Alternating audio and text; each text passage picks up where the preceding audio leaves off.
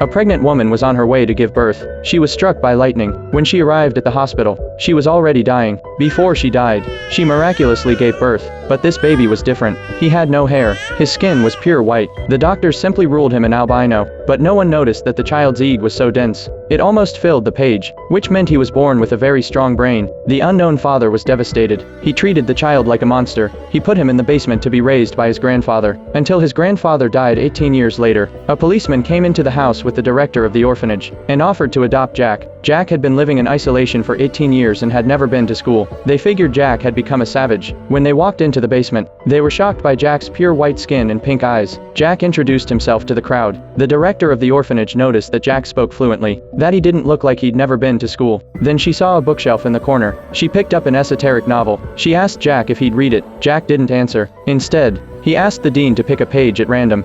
216. Then Jack began to memorize it. The more the dean listened, the more she was shocked, because Jack recited it word for word. And what's even more shocking is that Jack says he knows all the books in this place by heart. The dean looked around and realized that there were at least 1,000 books in the basement, and that's when she realized Jack was a genius. But she didn't know that this was just one of Jack's abilities. As soon as he stepped out of the house, and the cars outside all honked their horns, the sheriff also noticed that Jack's roof was covered with lightning rods. He wondered if the family was so afraid of thunder. On the other side, Jack was taken to an orphanage. The first thing the boys here said when they saw him was, "What the hell is that?"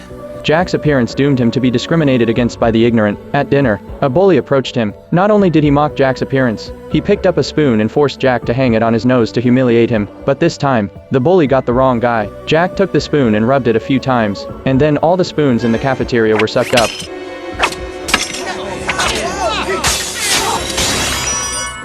And it scared the hell out of everyone.